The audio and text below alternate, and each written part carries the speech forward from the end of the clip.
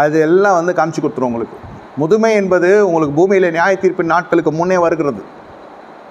வாலிபத்தில் ஆடுற ஆட்டம்லாம் வயோதிகம் காமிச்சு கொடுத்துரும்.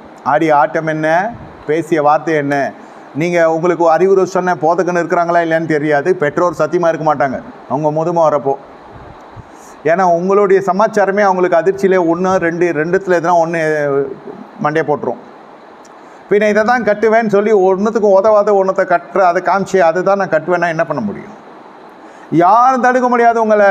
உங்கள் தீர்மானம், உங்கள் முடிவு யாரும் தடுக்க முடியாது. என் கையில் காசு இருக்குது, என் கையில் படிப்பு இருக்குது, அதெல்லாம் கொடுத்து அப்பா அம்மாவும் இருக்கிறாங்க. சரி பரவாயில்ல, நீ தேவ பயம் இல்லாமல் போயிட்ட.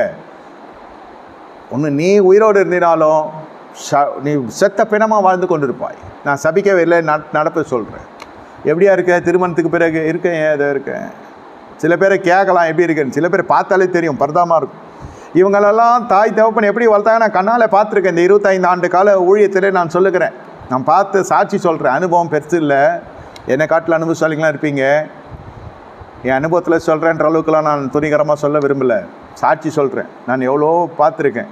பெற்றோர் வீட்டில் இருக்கிற பொழுது இந்த பிள்ளைகளை எப்படிலாம் சீராட்டி வளர்த்துருக்குறாங்கன்னு பார்த்துருக்கேன். அப்புறம் இவங்க இஷ்டப்படி பண்ண திருமணத்தில் எவ்வளோலாம் இவங்க லோல்பட்டு லொங்குப்பட்டு ரொம்ப ஒரு பரிதாபமான நிலையை பார்த்துருக்கேன். இருளுக்கு வெளிச்சத்துக்கு இருக்கிற வித்தியாசம் அது. இதை பார்க்குற பொழுது எந்த பெற்றோருக்கு மனசு சந்தோஷமாக சுகஜீவியாக வாழ முடியும்?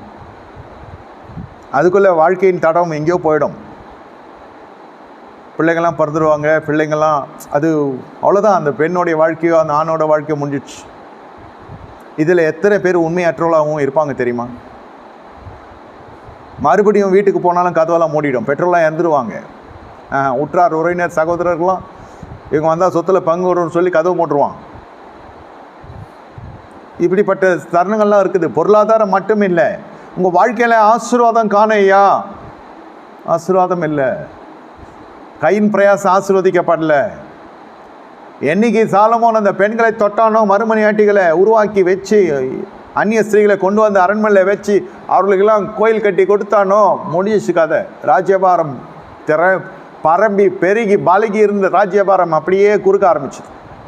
சத்துருக்களை எழும்ப ஆரம்பித்தாங்க. ஆனால் கர்த்தரை அனுமதிக்கலை. கையின் பிரயாசம்லாம் பாருங்கள்.